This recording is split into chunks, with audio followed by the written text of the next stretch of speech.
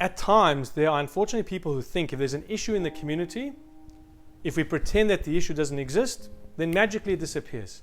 If we bury our head in the sand, we close our eyes, we turn around, we say we're not going to speak about it, then voila, no more problem. Now, of course, as rational thinking human beings, we know that that is erroneous. That is not the correct way of thinking. If there is an issue, we need to bring it to the forefront. We need to talk about it. We need to have the ability to raise our concerns, to have a voice. Next week is the International Day for the Elimination of Violence Against Women. Now, this coming Shabbat, Parashat Vayishlach, is often used here in Victoria, in other places in Australia, across the globe, for leaders, for rabbis, to use this Shabbat as a Shabbat to try and bring this issue to the forefront, to talk about it, not to bury our head in the sand. Why this coming Shabbat?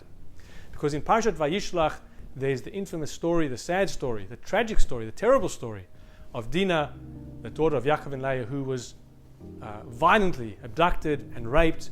And of course, we understand that this story represents this violence against women, which didn't stop after Dinah, which has continued in society, sadly, even in our generation, and continues to happen every single day. Now, many people would think that the way the Torah describes the story could possibly shine a light in saying that Dinah was responsible for what happened to her. The truth is the Torah is not saying that. In fact, the Torah is comparing her to her mother Leah, who was righteous, who was a go-getter, who was proactive, who was an incredible person who went out to the world to try and influence the world. But sadly, in generations, many people do take the view that if the victim behaved differently, they wouldn't be a victim. This has to stop. This is, unfortunately, often a big part of the problem, where we blame victims as opposed to blaming the perpetrators. And so this coming Shabbat, when we look at the story, in fact, let us learn from Dinah and Leah, because their behavior is something that we should all emulate. They were go-getters. They were women of action. They didn't just sit and bury their head in the sand. They went out to do things.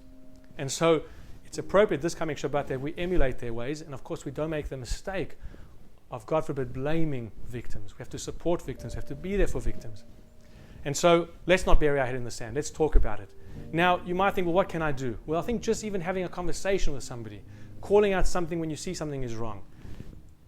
Whatever small step each of us can take, they will add to a bigger solution. The main thing is that we don't pretend it doesn't exist. Look at the statistics. Look at what's happening in society. We can all make a difference. And please God, in the merit of Dinah and Leah and all the righteous women who have come after them, let us make a difference. Let us go out there and hope we can all together solve this particular issue, and of course many other issues that exist in our society. Have a beautiful Shabbat and a wonderful weekend ahead.